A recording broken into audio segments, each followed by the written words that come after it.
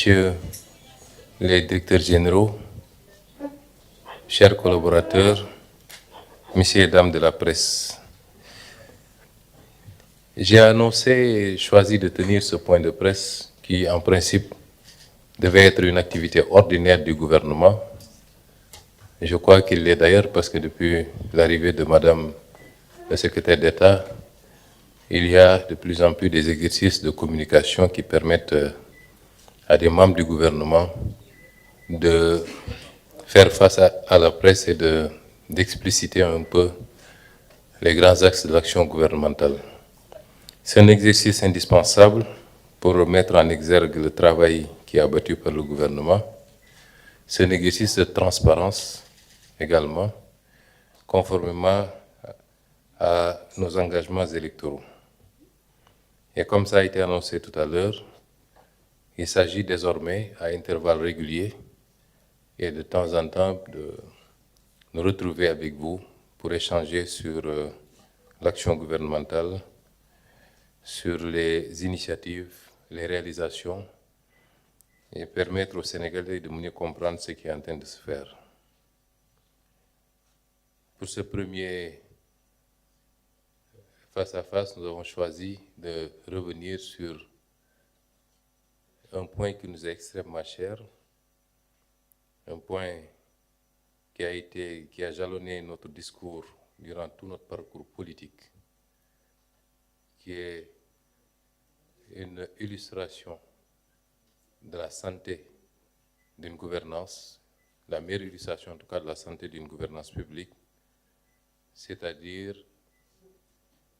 la manière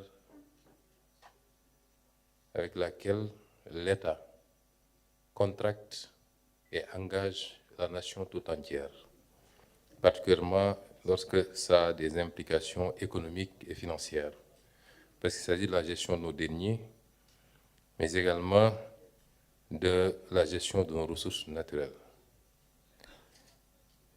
Depuis notre arrivée, nous avons, sur autorisation de son Excellence, Monsieur le Président de la République, institué ici, à la primature, un comité chargé spécialement de cette activité, la relecture, l'examen et éventuellement la renégociation des conventions. Ce comité est dirigé par M. Elhadji Ibrahima Diop, ici présent, à qui je rends un hommage par rapport à son engagement et la qualité de son travail, ainsi qu'à tous les membres du comité. Le comité est assez composite. Il n'est pas seulement composé d'agents de l'administration, mais il représente quasiment tous les ministères. Ils sont représentés et selon les thématiques qui sont traitées, évidemment, la composition peut varier. Mais également, il y a également dans ce comité des profils assez divers qui ne sont pas de l'administration et qui ont bénévolement choisi de s'engager à nos côtés, parmi lesquels des consultants, parmi lesquels des avocats. Et à tous ces gens-là, je veux dire merci, les maîtres Bathily, maître Massokhna et beaucoup d'autres, qui ont accepté de s'engager à nos côtés et d'apporter leur expertise pour le pays. Et donc, pour cette première édition, nous allons échanger avec vous sur les travaux de ce comité, mais également, parce que ça ne s'est pas limité à ce comité, sectoriellement, il y a eu des négociations qui ont été engagées par des ministères ou par des directions générales et qui ont abouti à des résultats probants. Et donc, sur l'ensemble, et sans être exhaustif, parce que le temps ne nous aurait pas permis de revenir sur tout, il y a ce que le comité a lui-même fait. Il y a des travaux aussi qui ont été initiés par des ministères, notamment le ministère de l'Énergie, le ministère de la Direction générale du patrimoine bâti, le ministère des Infrastructures, le ministère des Télécommunications, le ministère de la Direction générale de la LONASE, le ministère de l'Agriculture et le ministère de l'Hydraulique. Entre autres, Et je vais donner la parole à certains d'entre eux pour expliciter ou compléter sur certains aspects. Les renégociations, comme je l'ai dit, pour ceux qui ont suivi notre parcours, nous avons toujours posé la question de la transparence dans la contractualisation publique. Et depuis cette époque, nous avions soulevé un certain nombre de problèmes, aussi bien dans nos écrits, dans nos prises de parole, à l'Assemblée nationale. Nous avions dénoncé un certain nombre de contrats et de conventions qui ne nous semblaient pas aller dans le sens des intérêts stratégiques de l'État du Sénégal. Dès l'accession au pouvoir du président Bassirou Diomaye Faye, les premiers actes qui ont été posés consistaient justement à dénoncer des conventions qui ont été signées durant ce qu'il est convenu d'appeler la période critique. Des conventions qui ont été signées soit en pleine campagne électorale, pendant l'élection ou même après l'élection. Des conventions ont été signées à la va-vite et ces conventions n'ont pas été signées dans l'intérêt du Sénégal. Je peux en citer 3, mais je voudrais faire une précision avant de commencer à citer. S'il nous arrive de citer nommément une structure, ce n'est pas pour la porter en épingle. Je veux dire simplement que nos partenaires ne sont pas forcément les fautifs dans ce qui s'est passé. Ceux à qui on avait confié la responsabilité de conduire ou de défendre les intérêts du pays en bon père de famille sont les principaux responsables. Un homme d'affaires, comme j'ai l'habitude de le dire, reste un homme d'affaires. Si vous lui donnez 100%, il prendra 100%. Et la question qu'il faut se poser, c'est pourquoi nos autorités ont souvent négocié en parfaite connaissance de cause et en violation des règles qu'ils s'étaient jurés de respecter, notamment de la loi et de la Constitution. Et c'est pourquoi je reviendrai sur cet aspect-là, il y aura des suites. Donc, je voudrais dire que nous ne sommes pas là pour jeter l'opprobre ou indexer une structure particulière. Et tous nos partenaires, jusqu'au moment où je parle, en tout cas, ont été souvent très collaboratifs, ce qui nous a permis d'aboutir à des accords et d'éviter les contentieux longs, lourds et inutiles. Donc si je cite des structures, ce n'est pas pour les désigner comme responsables de la situation.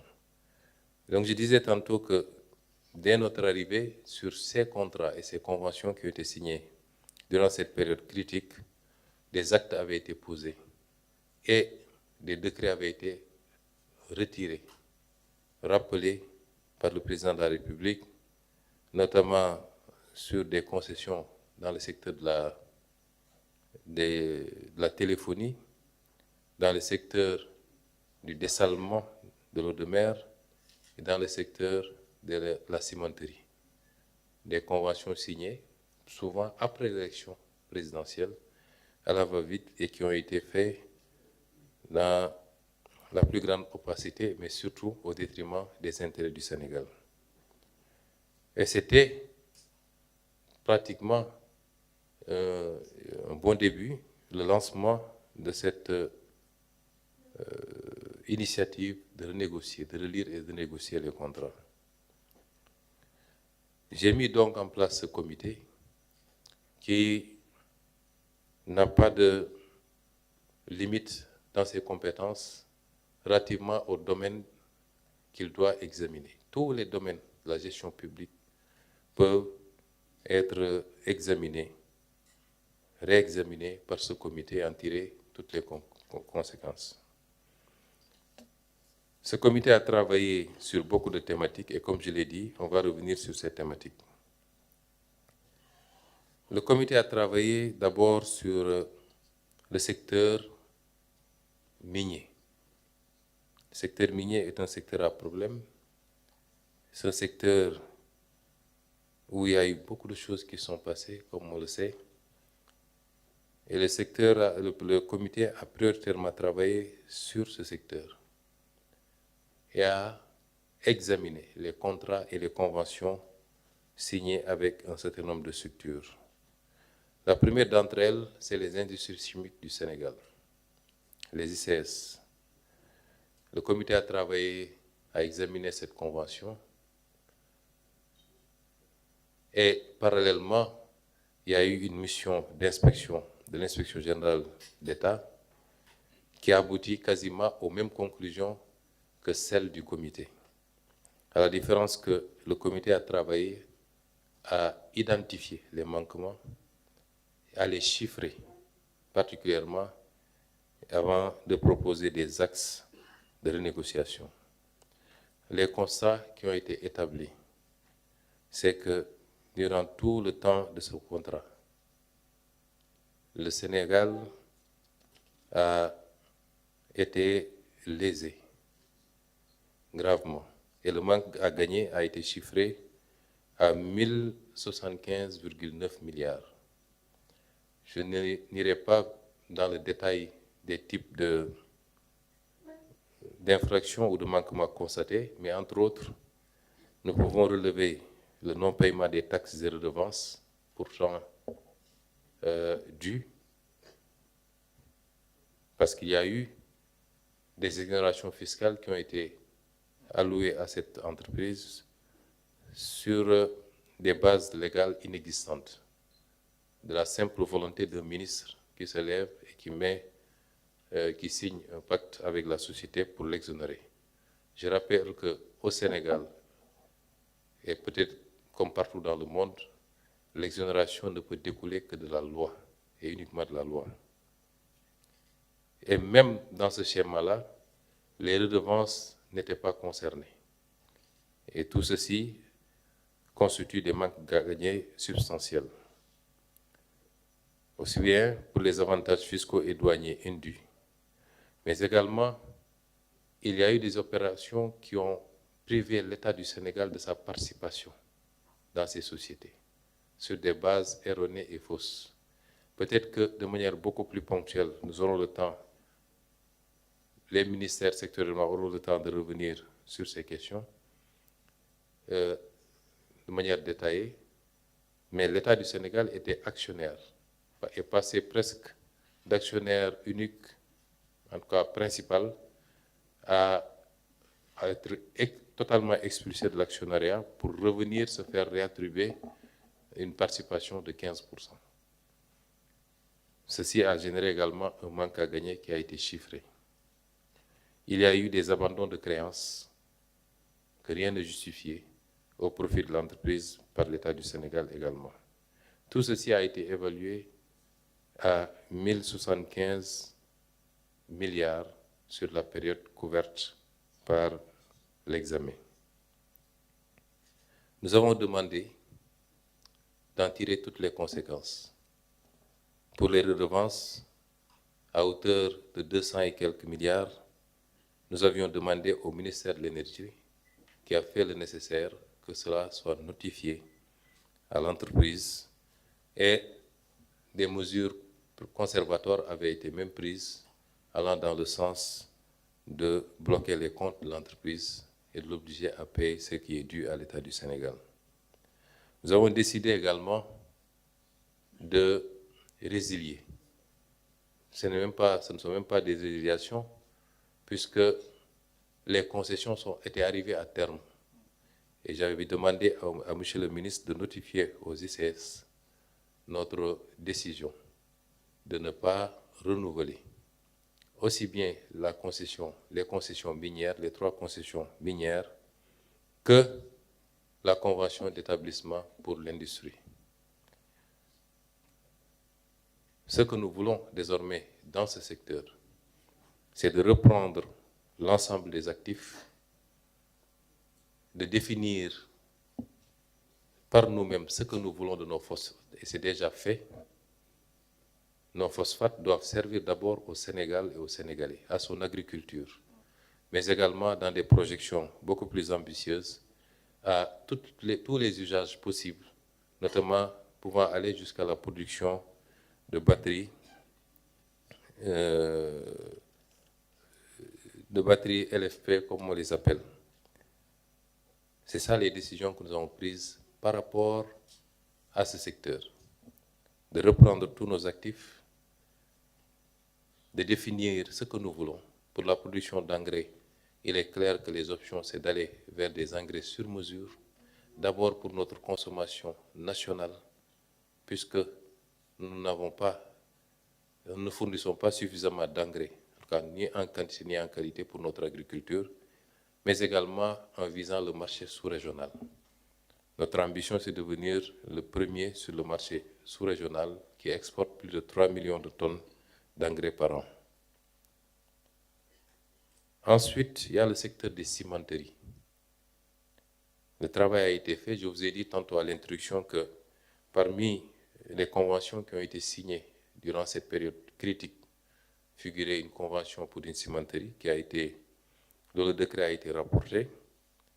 Mais le comité s'est penché sur le cas des cimenteries et a abouti à des constats sur les manques à gagner qui sont extrêmement importants, notamment pour la première cimenterie, 160 milliards, la seconde, 148, la troisième, 63 et la quatrième, 47 milliards.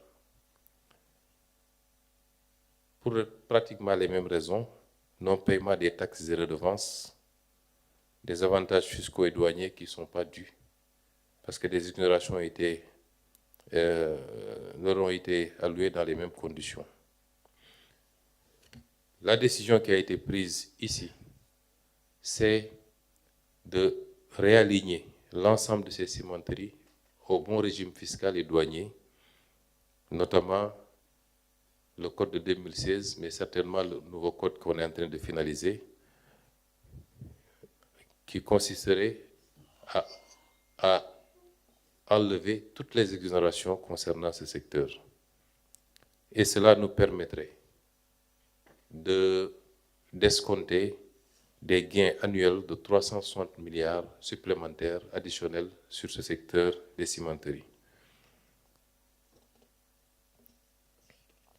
Il y a d'autres secteurs miniers, tels que le secteur de l'Atapulgite, avec des sociétés dont je ne citerai pas dans le détail le nom, où on a relevé des manques à gagner substantiels qui tournent autour de 4 milliards. Le secteur des hydrocarbures vient après. Ce secteur est en cours d'examen. Nous sommes en train de discuter avec les partenaires. Il y a d'abord le bloc de GTA, Grande Tortue, que nous partageons avec nos amis et frères de la Mauritanie. Ce bloc, comme vous le savez, qui est un bloc gazier, a débuté son exploitation depuis l'année dernière. Nous considérons que, sans pour autant aller dans le détail, les contrats qui ont été signés sont des contrats léonais, que nous ambitionnons de discuter dans le fond. Mais dans un premier temps, ce que nous souhaitons, ce que nous voulons, dans le document qui sera publié, nous vous donnerons tous les détails sur ce que rapportera sur les 20 prochaines années chacun de ces blocs et ce que le Sénégal va gagner dans cette exploitation. Vous serez vous-même surpris. Parce que quand on parle de 40 milliards de dollars ou plus, et que le Sénégal ne puisse même pas avoir 800 milliards de dollars sur la même période, vous ne pourrez pas nous dire que nous gagnons quelque chose. C'est quasiment du dol, si on peut l'appeler ainsi. Et donc, sur ce bloc, nous envisageons d'engager les discussions. Mais en attendant, la priorité pour nous, c'est l'approvisionnement de nos besoins locaux à partir de ce bloc en gaz naturel. Les discussions sont en bonne voie et ceci est conforme au CRPP, au contrat de recherche et de partage de production, qui est très clair sur ces clauses-là, le Sénégal a le droit, autant que de besoins, pour couvrir ses besoins du moins, a le droit de demander de manière préemptive à être approvisionné. Il y a ensuite le bloc de Yakar Teranga, qui est un bloc à 100% sénégalais. Un bloc extrêmement prometteur qui, à lui seul, devrait nous permettre de... Avant d'aller à Yakar Teranga, je voudrais dire que l'opération qui consiste à demander à GTA de nous approvisionner pour notre marché local en gaz devra nous permettre d'engager un gain projeté de 940 milliards sur la période 2025-2040 et des gains fiscaux de 1090 milliards. C'est vous dire donc l'importance de ces renégociations pour nos finances publiques, mais également pour notre économie. Parce qu'en plus de ça, ça nous permet de distribuer le gaz avec le réseau gazier sénégalais à toutes les entreprises qui en ont besoin et surtout les industries, de pouvoir soutenir notre politique industrielle d'industrialisation du Sénégal, mais également de casser le prix du gaz domestique, surtout avec le gaz associé de Sangomar. Pour Yakar Teranga, je disais donc que nous avons commencé les discussions et nous sommes à la phase finale de ces discussions. Yakar Teranga fait partie de ceux qui ont bénéficié de ces renouvellements de contrats durant cette phase, cette période critique. Parce que son dernier renouvellement date de mars 2024, c'est-à-dire le mois de l'élection présidentielle. Nous avons suffisamment d'outils et de bases, puisque les engagements n'ont pas été respectés, mais les discussions se font de manière consensuelle et nous sommes entendus pour que le Sénégal puisse reprendre ce bloc dans les semaines à venir, sans avoir à débourser un seul franc.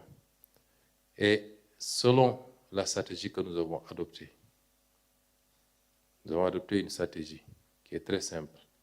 C'est qu'aujourd'hui, aussi bien pour le phosphate, pour le gaz, pour le pétrole, nous ne sommes plus dans une logique de signer des concessions à des partenaires et puis de se donner rendez-vous dans 25 ans.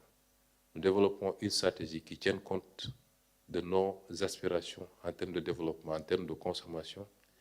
Et ensuite seulement, nous trouverons le partenaire qui acceptera de s'inscrire dans cette stratégie-là. Peut-être le directeur général de Petrosen et le ministre viendront ultérieurement dans notre rencontre sur cette stratégie, mais c'est aujourd'hui ça l'option que nous voulons.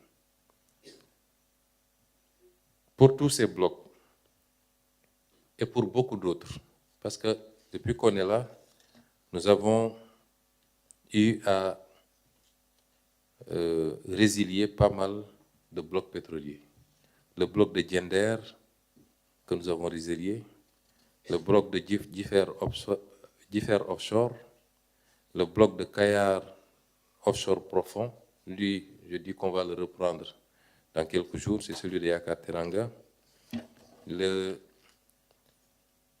bloc de Kayar Offshore peu profond, le bloc de Saint-Louis Offshore peu profond, le bloc de Rufus Offshore, tous ces blocs ont été résiliés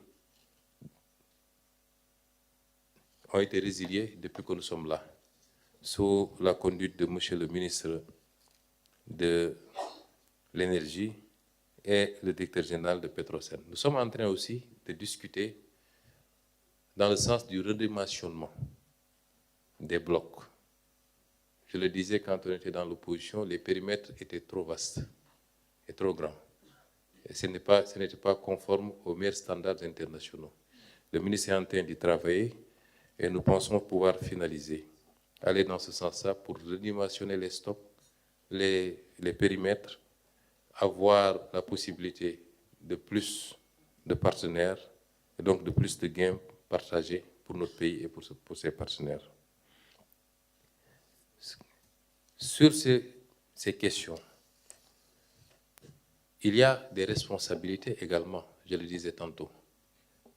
Parce que sur le secteur du pétrole et du gaz, ce qui s'est fait est particulièrement grave. Nous en avions parlé et tout ce qu'on est en train de faire au moment où je vous parle se trouve dans cet ouvrage que moi-même j'avais publié en 2016 à Paris, Pétrole et gaz, chronique d'une spoliation, que nous avions présenté avec nos amis de Paris en 2016. Le ministre me dit que cet ouvrage, je le lis tous les jours. Tous les actes qu'on est en train de poser, tout ce qu'on a dit était déjà écrit dans cet ouvrage. Il faut que les responsabilités soient situées. Si vous prenez les 2 blocs qui sont en cours d'exploitation, notamment Yakateranga, qui est GTA qui est en cours d'exploitation, et Yakateranga, pour lequel au moins nous savons qu'il y a une partie des réserves qui sont aujourd'hui prouvées à hauteur de 2,7 ou 3 TCF. Ces blocs font partie de ceux qui m'ont motivé à écrire ce livre. Et nous avions parlé à l'époque d'un rapport que l'IGE avait produit et qui avait clairement dit qu'il ne fallait pas signer le décret qui venait approuver la Convention. Ce rapport avait été retiré du circuit. Un rapport de l'Inspection générale d'État qui disparaît du circuit. Et heureusement, fort heureusement, il y a encore des patriotes dans ce pays, et un de ces patriotes avait par devers lui son exemplaire de ce rapport, et je l'ai annoncé à plusieurs reprises. Il s'agit de ce rapport de l'IGE. Ce rapport avait clairement dit qu'il ne fallait pas signer, qu'il fallait carrément retirer ces blocs, parce que ce qui a été fait avait été fait en violation flagrante du code pétrolier. Mais les enjeux financiers ont poussé les autorités de l'époque, je parle des enjeux financiers personnalisés ou personnels, ont poussé les autorités de l'époque à passer outre et à signer. Et c'est pourquoi j'ai été saisi par des députés. Je mettrai à leur disposition toutes les informations pour que des commissions d'enquête parlementaires puissent voir le jour le plus rapidement possible, et que tous ceux qui ont été à la base de ceci, ceux qui ont signé les accords, ceux qui ont signé l'arrêté, le décret de présentation, ceux qui ont signé le décret lui-même, qu'ils puissent rendre compte de leur forfaiture. Nous sommes encore en train de travailler sur des pistes beaucoup plus sérieuses, parce que dans ce rapport, on parle de pistes de corruption extrêmement graves, avec des montants très clairement spécifiés. Je ne vais pas m'épancher sur cet aspect-là, mais dans les prochains jours, il y aura des développements. Toujours dans ce secteur, et par rapport au travail qui a été fait par le comité,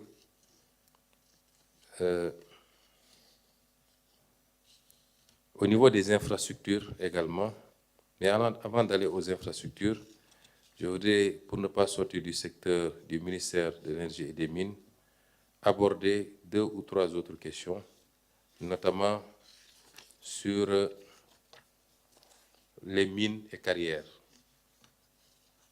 Sous la conduite du ministre ici présent, un excellent travail a été fait et a abouti à des décisions de retrait de beaucoup de permis de mines et de carrières.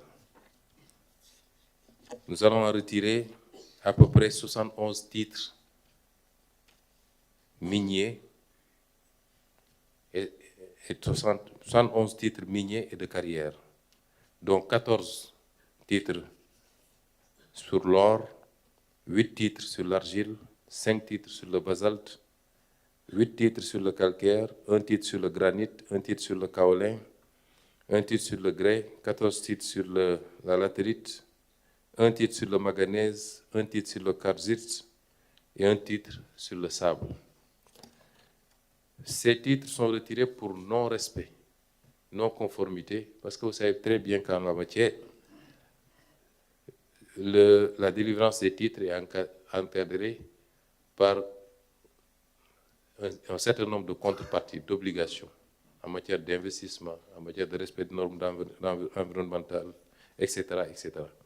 Et tous les titres qui n'ont pas respecté ces engagements feront l'objet de retrait et de réattribution à des partenaires beaucoup plus sérieux.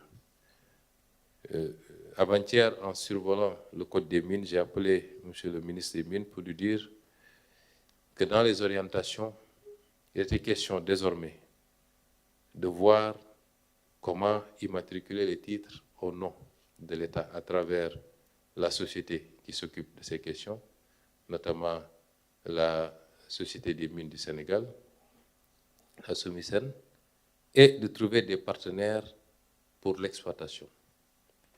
Si on avait fait ça avec notre phosphate, quand j'ai été au Maroc en discutant avec le chairman de OCP et dans la perspective d'envisager éventuellement un partenariat, il m'a dit, ne concédez jamais vos mines. Vos mines, vous les gardez pour vous-même. Trouvez un partenaire industriel. C'est ce que le Maroc a fait pour que OCP soit le numéro 1 mondial. Ici, on donne tout et on se donne rendez-vous dans 25 ans pour de maigres retombées. Cela ne se passera plus comme ça et nous allons changer complètement la façon de faire. Toujours dans le cadre de ce ministère et sur l'excellent travail du directeur général de l'ASER, M. Jean-Michel Sen, des contrats ont été renégociés très tôt dès notre arrivée au pouvoir. Je vous citer le contrat de AEPOE et le contrat de Sagencom. Ces contrats ont permis de faire des économies de 11 milliards. Ces renégociations ont permis de faire des économies de 11 milliards 588 millions et d'électrifier 534 localités supplémentaires. Ceci est appréciable parce que ça vous donne un aperçu sur le niveau de prédation qu'il y avait sur nos ressources à travers la surfacturation et les surcoûts.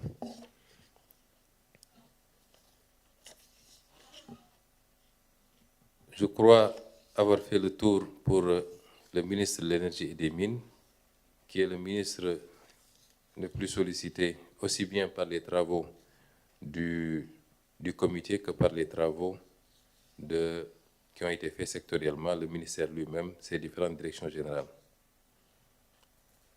Pour les infrastructures, un travail a été fait également et a touché tous les secteurs pour lesquels il y avait des infrastructures critiques.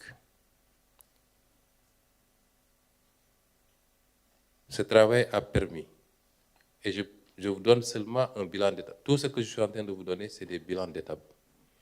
Ce travail a permis de faire des gains de 103 milliards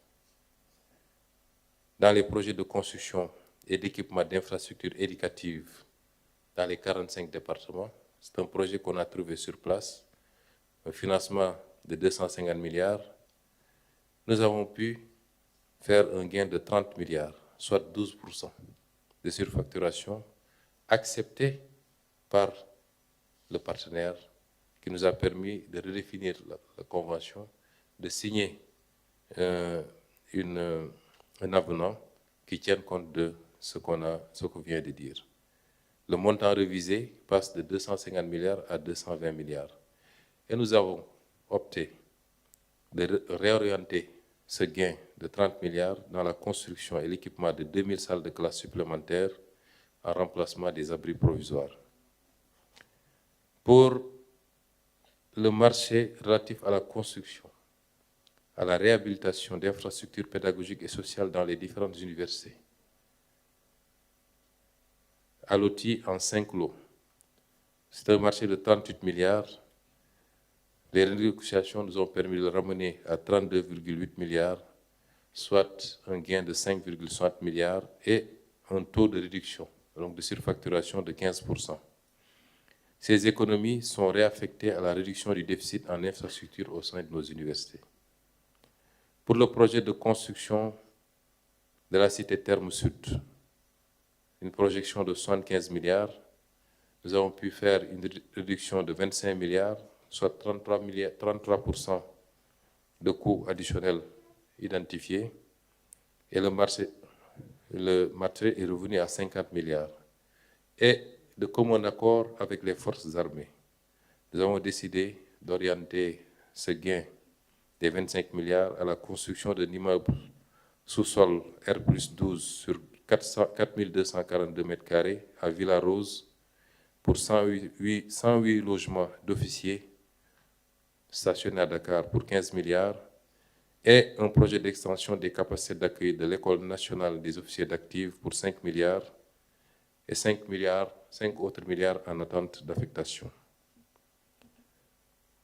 Pour la réalisation clairement d'un hôpital à Bakel et d'un centre de diagnostic et d'imagerie médicale au CHR de Fatick et la fourniture et l'installation d'équipements pour les services d'imagerie, la décision a été prise. Les négociations ont été faites pendant longtemps, mais in fine, la décision a été prise après consultation du président de la République de résilier totalement ce marché pour un coût projeté de 71,3 milliards.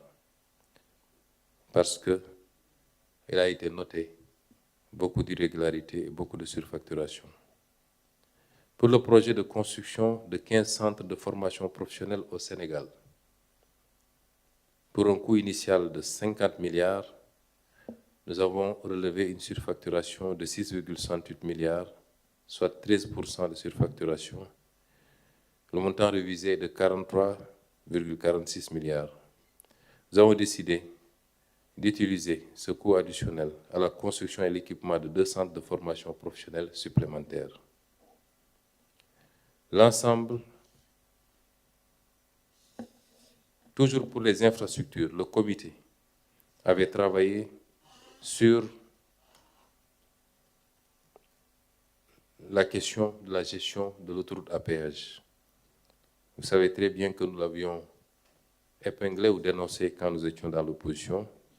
Il est question aujourd'hui, pour rééquilibrer, d'envisager la création d'une redevance pour le développement des infrastructures routières à hauteur de 15% des revenus projetés et d'augmenter la redevance domaniale à 10% des chiffres d'affaires projetés. Autant de mesures qui nous permettraient d'engranger à peu près 435 milliards de ressources additionnelles par année. J'avais oublié d'ailleurs le PSD, qui est un programme ambitieux de construction des infrastructures pour lequel également des coûts additionnels de 24 milliards avaient été relevés et enlevés du projet. Ce que je veux dire ici, quand nous parlons de ces mesures, il ne faut pas simplement l'envisager par rapport aux gains immédiats que nous chiffrerons, nous additionnerons et dès demain, peut-être le document circulera et vous rendrez compte sur ce qui a déjà été fait. Et nous sommes encore loin d'avoir terminé ce travail. Ce comité va continuer jusqu'à la fin de ce mandat certainement, parce qu'il y a eu tellement de choses qui ont été faites et mal faites dans ce pays. Mais ces gains immédiats qui sont déjà extrêmement importants, il faut les voir en perspective de ce qui va venir. Imaginez sur la masse du budget d'investissement du Sénégal, de tous les marchés financiers, qu'on puisse appliquer ce qui a été déjà fait ici. C'est en moyenne une économie de 15% sur les marchés qui ont été passés. Imaginez la réorientation de toutes ces économies dans d'autres infrastructures. Et c'est comme ça qu'on appauvrit un pays. C'est comme ça qu'on choisit le sous-développement plutôt que le progrès. Et c'est comme ça qu'on se retrouve, malgré les flux extrêmement importants de capitaux que le Sénégal a enregistrés sur ces dernières années, nous n'en voyons pas de résultats concrets. Imaginez tout ce qui s'est fait à Diamniadio, parce que toutes ces infrastructures vont être évaluées. Tout ce qui s'est fait un peu partout, sur les stades, les immeubles. Imaginez qu'il y ait de manière constante un surcoût en moyenne de 15%. Je vous ai donné ici, on a 33%, on a 17%, on a 12%, on a 13%. Donc tous les surcoûts enregistrés dépassent ces 15%. Mais pour être le moins gourmand possible, je dis, imaginez sur le budget d'investissement du Sénégal qu'on applique un taux de récupération de 15%, c'est des centaines de milliards, minimum 500 milliards économisés. Combien d'abris provisoires on aurait pu résorber?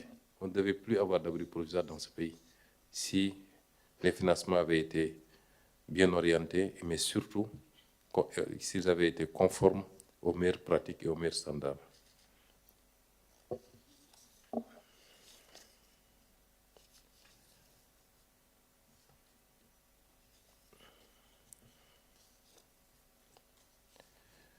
Et toujours dans ce cadre, nous avons travaillé dans d'autres secteurs comme les télécommunications. Je terminerai peut-être par ça parce que je donnerai au ministre lui-même le soin de faire des précisions ou de développer cet aspect. Également sur la gestion du patrimoine de l'État. Et M. le directeur général de la SOGEPA aura 10 minutes peut-être pour présenter cet aspect. Nous avons travaillé également dans le secteur de l'hydraulique. Je vous ai cité parmi les premières conventions qui ont été revues, figure celui du contrat pour l'usine de dessalement d'eau. Ça a pu poser un peu de problème, mais avec nos partenaires, les discussions sont faites. Ce contrat a été signé après l'élection présidentielle.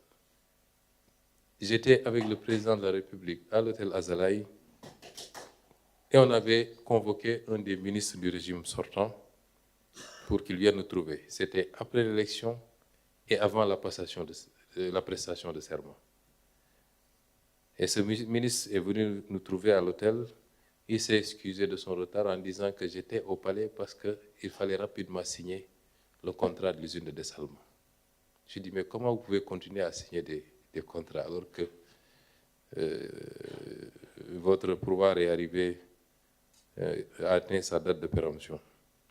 Et nous avons rapidement regardé ce contrat. Le président a pris la décision de rapporter le décret. Nous avons discuté avec nos partenaires qui ont compris nos préoccupations.